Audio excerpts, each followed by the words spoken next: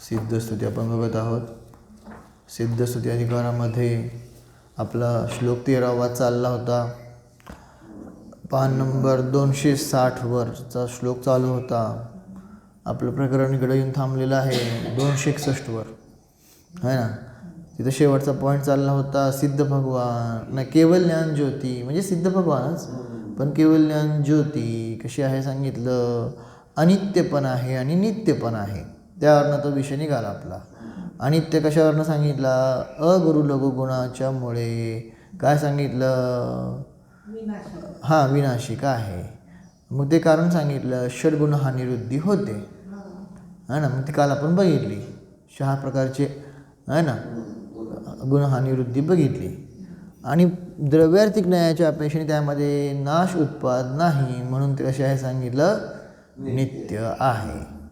बरोबर. आता पुढचं वाचतो. परद्रव्य सापडलं का 261 पानावर दुसरी लाईन. परद्रव्य, परक्षेत्र, परकाल, परभाव की अपेक्षा से उसका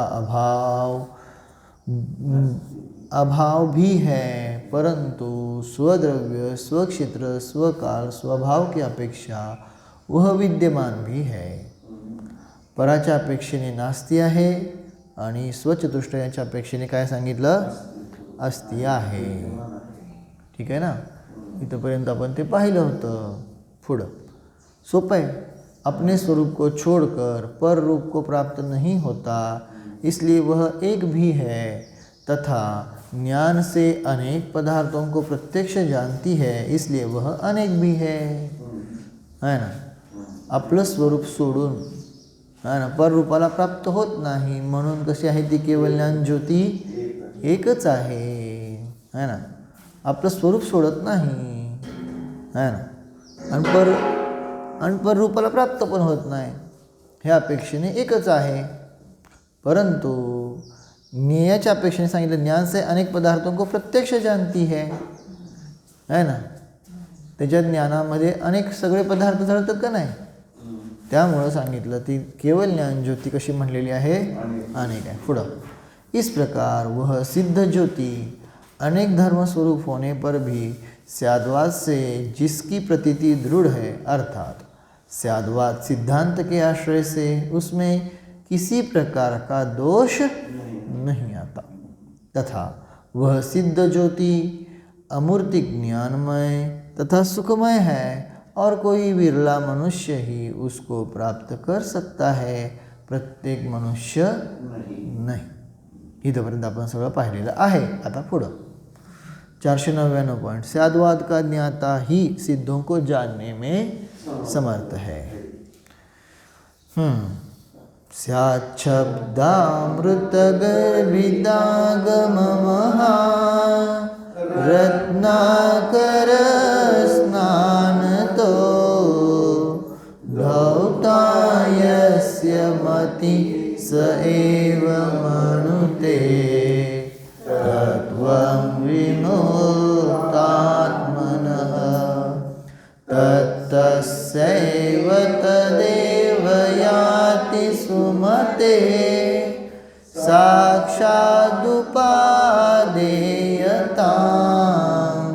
भेदेन स्वकृतेन तेन च विना स्वं स्वरूपमेकं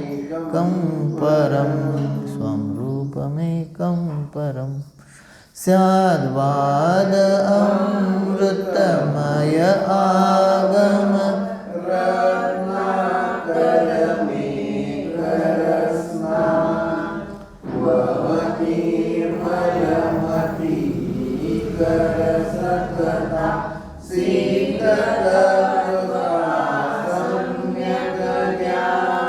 जगत उसकी मति में होता संसारी सिद्धों का भेद.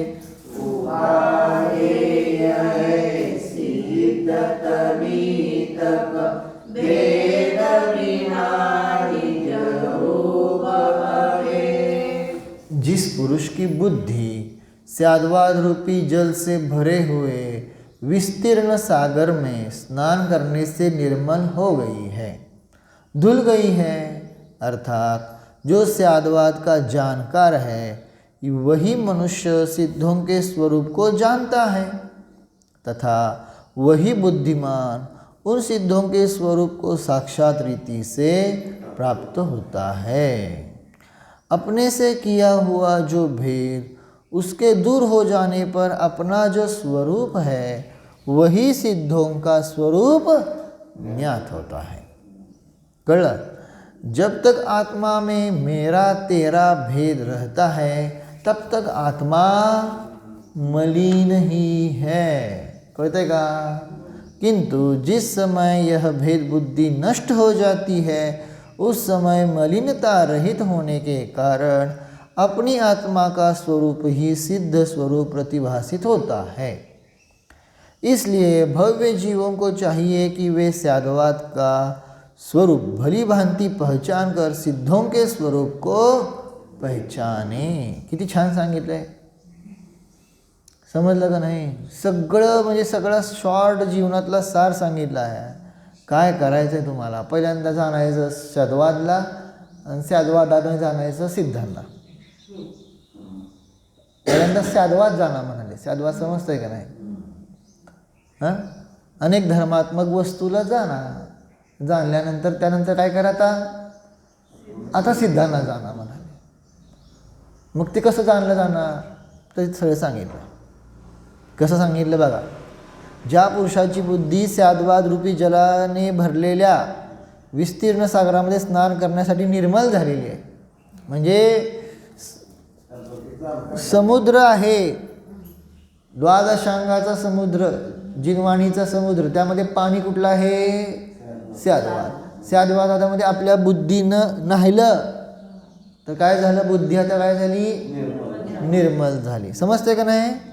अर्थात जो स्याद्वाद का जानकार है वही मनुष्य सिद्धों के स्वरूप को जानता है तथा वही बुद्धिमान उन सिद्धों के स्वरूप को साक्षात रीति से प्राप्त होता है। कळलं का नाही? त्यामुळे पहिल्यांदा स्याद्वाद जाणणं गरजेचं आहे। सिद्धांना जाणायचं असेल तर स्याद्वाद जाणा। कळलं का नाही? म्हणून तर ते मागं घटवलं ना सगळं। एक आहेत, अनेक आहेत, आहे ना, आहे, अस्ति पण आहे, नास्ति पण आहे, नित्य पण आहेत, अनित्य पण आहेत, हे सगळं घटवलं का नाही?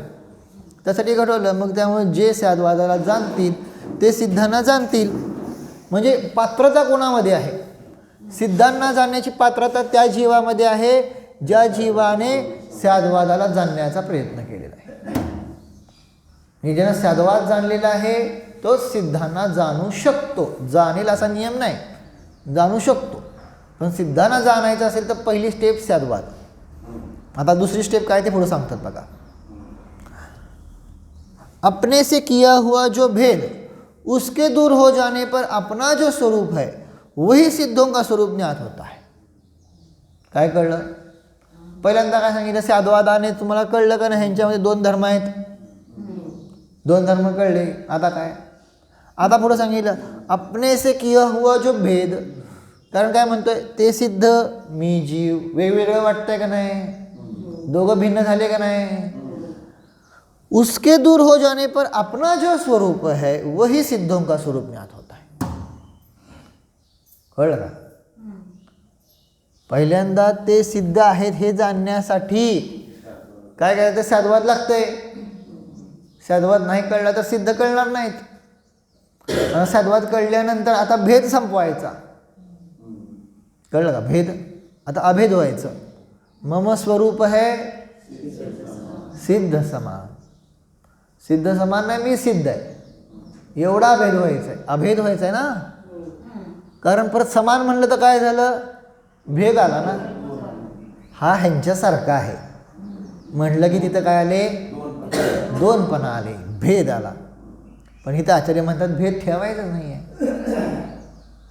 ज्या वेळेस तुम्ही सांगितलं काय आहे त्या भेदाला दूर करचाल आणि जे स्वरूप प्राप्त करचाल ते आहेत खरे सिद्ध। म्हणजे ज्याने अभेद होऊन स्वतःला जाणलेलं आहे त्याने ॲक्च्युली खरं सिद्धांना जाणलेलं आहे। पहिल्यांदा तर भेदात्मक सिद्ध सांगितले. स्याद्वादाच्या द्वारे काय सांगितले? पहिल्यांदा भेदात्मक सिद्ध सांगितले ना. भेदात्मक सांगितले की नाही सांगितले? एक आहेत, अनेक आहेत, नित्य आहे, अनित्य आहे, अस्ति आहे, नसती आहे, हे सगळे कसे सांगितले सिद्ध? भेदात्मक सांगितले होते. पण भेदात्मक पकडून नाही बसायचं. आता काय करायचं? आता अभेद रूप पाहावं लागणार. अशा प्रकारे तिथं सांगितलं काय आहे की तो सिद्धांचा स्वरूप ते जाणणार ज्यांनी भेद संपवून टाकलेला आहे. आणि पुढचं आता वाक्य खूप महत्त्वाचं आहे, खूप महत्त्वाचं. बघा, जब तक आत्मा में मेरा तेरा भेद रहता है तब तक आत्मा मलिन ही है. कळलं काय? जब तक आत्मा में तेरा मेरा हे भेद आहे की नाही, तोपर्यंत आत्मा मलिनच आहे. तेरा मेरा क्या नाही, हमारा, हमारा पण मलिन आहे. हा, ना तेरा ना मेरा ना हमारा.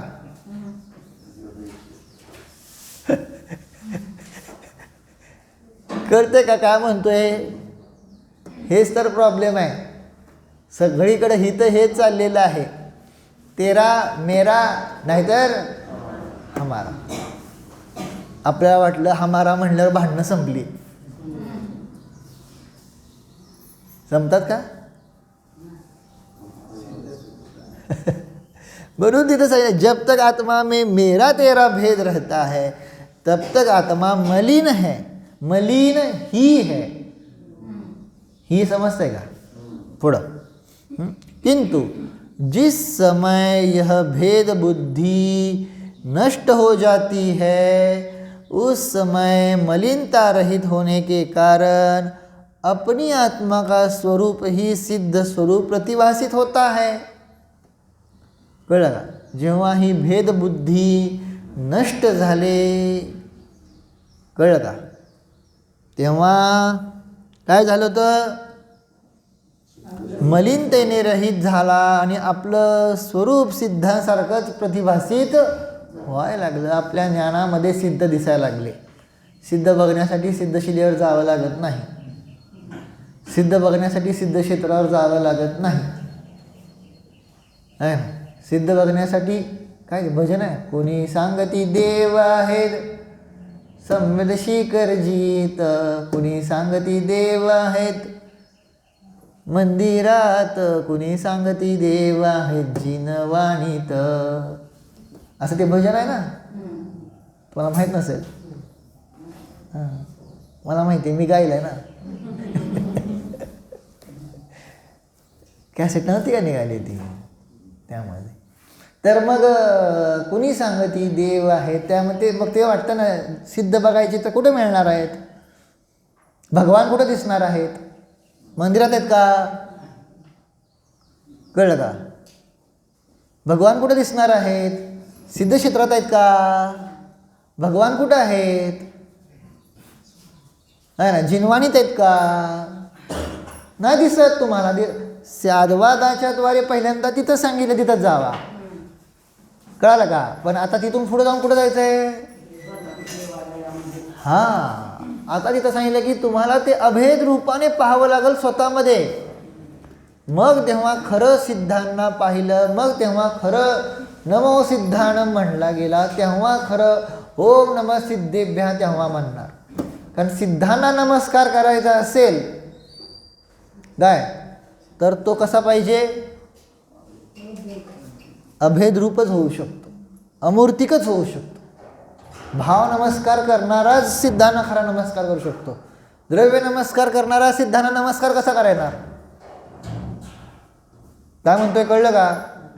पॉईंट समजतोय का नाही? जर कुठल्या राजाला तुम्हाला भेट द्यायची आहे, काय देणार तुम्ही भेट सांगा बरं? राजा आहे, कोणी मोठा मनुष्य आहे, समजा तुमच्या घरामध्ये पंतप्रधान मोदीजी येणार आहेत, त्यांना तुम्ही काय देणार? हां, बरोबर का नाही? का हलका काय तर देणार? एक पेन्सिल देता का? विचारतो तुम्हाला. म्हणजे त्यांना अभिवादन करायचं असेल तर जरा चांगली मोठी वस्तू द्यावी लागते का नाही? जो कोणी मोठी व्यक्ती आला, मोठा हे आला, तर त्याला अभिवादन करण्यासाठी मोठी वस्तू द्यावी लागते का नाही? लोक व्यवहारात पण तुम्ही तसंच करता का नाही? जावाय आला तर काय देता? हा, काय देता एवढं विचारलंय मी. काय पण देतो तुम्हाला सांगत नाही म्हणायचं. अभिप्राय समजून घ्या. म्हणजे तिथं तेवढ्या लेवलवर जावं लागतंय तर त्यांचा अभिवादन केल्याचं म्हणजे तो व्यवहार बरा योग्य वाटतो. मग सिद्धांना जर नमस्कार करायचा असेल तर तेवढ्या वरच्या लेवलवर जावं लागतंय. तर खरं सिद्धांना तुम्ही अभिवादन केलं, नमन केलं, वंदन केलं. कळलं का नाही? रिस्पेक्ट, सिद्धांची रिस्पेक्ट कोण करू शकतो? जो स्वतःला मी सिद्ध स्वरूप जाणतो तो खरी सिद्धांची रिस्पेक्ट करू शकतो. कळलं का नाही? कारण तिथं अमूर्तिकता आहे, मूर्तिक नाही. सिद्ध भगवान कधी मूर्तिक आहेत का? आपण आकार पण काढताना कसं काढतोय? म्हणजे अमूर्तिक दाखवायचा प्रयत्न करतोय का नाही?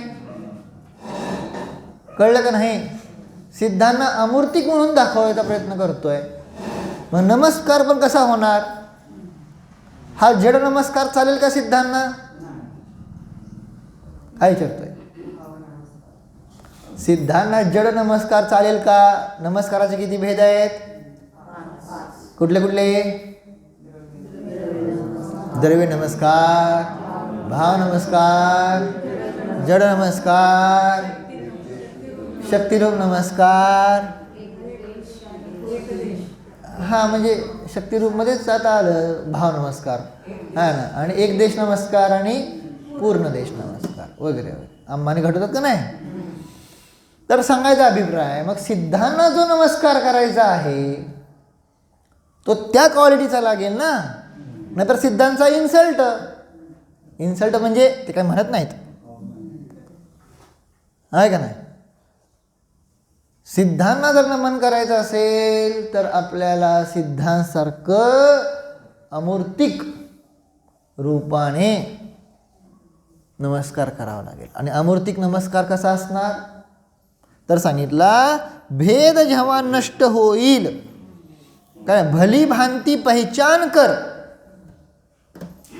कळलं का? भेद नष्ट करायचा आपल्याला. किती छान सांगतात. आपल्याला समजून घ्यायला पाहिजे अभिप्राय जिनवाणीचा. पहिल्यांदा सांगितलं, किती 2 गोष्टी समजून घ्या, नाही तर कन्फ्युजन करू नका. पहिल्यांदा तर भेद जाणा म्हणतात आणि परत म्हणतात भेद सोडा. कळते का काय म्हणतो तुम्हाला? पहिल्यांदा म्हणतात भेद विज्ञान करा आणि परत म्हणतात अभेदवृत्ती करा. उलट आहे वाटतंय ना? उलट वाटतंय का नाही? कार्य उलट करताय म्हणल्यानंतर उलट सांगणार ना. जिथं भेद विज्ञान करायला पाहिजे तिथं करत नाही, आणि जिथं अभेदवृत्ती करायला पाहिजे तिथं करत नाही ना. संसाराविषयी अभेदवृत्ती झाली का नाही? मला म्हणले काय, माझी वस्तू घेतली आहे ना, ते माझं आहे ना, अभेदवृत्ती केली का नाही? काय अभेदवृत्ती केली की नाही? अभेदवृत्ती बरं म्हणलं अभेदोपचार, ठीक आहे. किंवा कुठल्या तर गुणावरून अभेदवृत्तीच केली ना, ढ आहे म्हणून. काल सांगितलं तर ढ बनायचं आपल्याला सांगितलं होतं का नाही? ढ कसं बांधणार हो? काल कोण होता बघू आता. ढ म्हणला, ढ ढच आहे. परद्रव्याविषयी मला ढच राहायचंय. काल सांगितलं होतं की, कळ ना. पराविषयी ढ बरा आहे ना, आणि स्वतःविषयी तो जो आहे तसाच आहे. अनंत ज्ञानी आहे, तुम्ही काय पण म्हणा. कळतंय का नाही? पॉईंट समजतंय? तर मग कशावरनं विषय निघाला होता? काय चाललं होतं आपलं आता? भेद. पहिल्यांदा सांगतात काय, भेद विज्ञान करायचं, कारण त्याशी अभेद करून बसलेला आहात. कशाशी अभेद केलेला आहे? पराशी, संसाराधिकांशी. त्यामुळे पहिल्यांदा भेद विज्ञान करा म्हणतात. आता भेद विज्ञान करून ते वेगळं मी वेगळं, ते वेगळं मी वेगळं म्हणून काम होत नाही. आता काय करा? आता अभेद वृत्ती करा. अभेद व्हा म्हणले का नाही?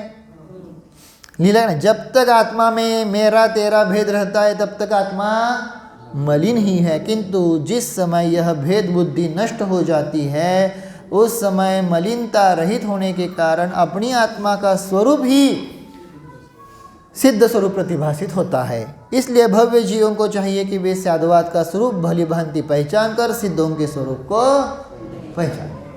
हे वाचलेलं आहे मी, फास्ट परत वाचलंय. कळलं का नाही?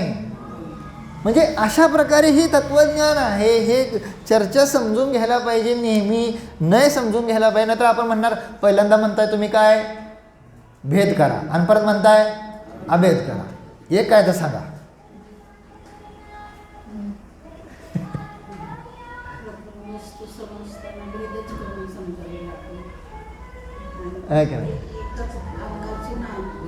अभेद म्हणून अभेद जाणायचं तेव्हा अभेद. आत्म्याला सुद्धा समजून घेताना पहिल्यांदा भेदच केला का नाही? भेद केला का नाही? आत्म्याला जाणायचं म्हटल्यानंतर भेद केला का नाही? ज्ञानवाला, दर्शनवाला, हे सगळे भेद केले का नाही? गुणभेद केले, पर्याय भेद केले. कळलं का? पण वास्तविक आत्मा तसा आहे का? आहे ना. अनुभूतीचा विषय गुणभेद, पर्याय भेद आहे का? नाही. वास्तविक कसा आहे? अभेद आहे ना. तर हे आपल्याला समजून घ्यायला पाहिजे. ठीक आहे ना? अभिप्राय एवढा असेल. ठीक आहे. ओ तर आता थोडंसं हे जर सांगायचं होतं काय बरं, हां अधिकाराचं. ते तर सगळ्यांनी लिखाण सुरू करा आहे ना.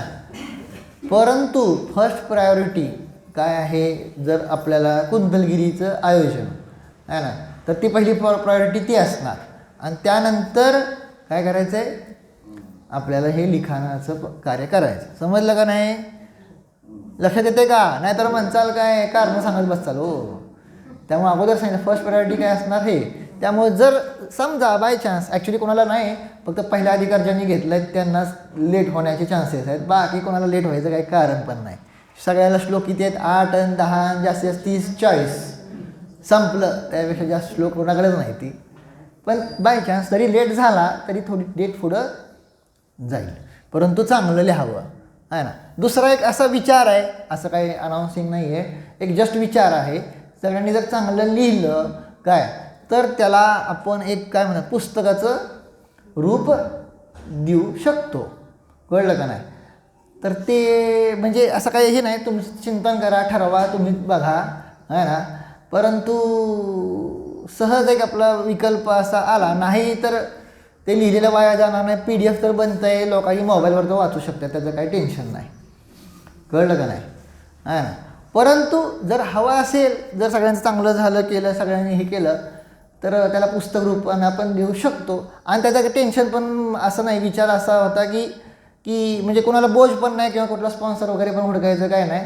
प्रत्येकानं आपलं एक काय म्हणतात ज्यांनी भाग घेतलेला आहे त्यांनी आपलं एक म्हणजे मी अंदाज काढला आहे साधारण आपण कुठल्या क्वालिटीचं पुस्तक करायचं त्यानुसार 500 ते 1000 रुपये प्रत्येकाला खर्च पडेल.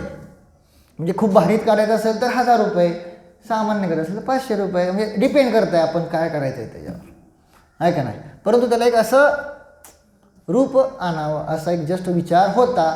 बाकी तुम्ही चिंतन करा, ठरवा सगळं. हां नाही, मी पहिल्यापासून नाहीच ठेवलं त्याला. फक्त चांगलं मला फक्त अभिप्राय काय आहे की आपला स्वाध्याय व्हावा. त्यातून नुसतं स्वाध्याय नाही तर त्यातून म्हणजे तुम्ही सारांश काय काढता हे मला महत्त्वाचं. म्हणजे उदाहरणार्थ काय करता त्यामधनं तुम्ही ते दृष्टांत कसं घेताय, त्याचं प्रस्तुतीकरण समजतं का तुम्हाला काय म्हणतोय ते. कुठलीही विषयवस्तू असू द्या त्याला तुम्ही प्रस्तुती कशी करता आहात ही गोष्ट महत्त्वाची आहे. कारण सध्या जग असंच आहे की प्रस्तुती चांगली असेल, प्रेझेंटेशन चांगलं असलं तर हां मग पुढचं सगळं चांगलं असतं. आहे का? प्रेझेंटेशन समजतंय का नाही? सगळीकडे जगामध्ये काय चाललेलं आहे? फर्स्ट काय असते?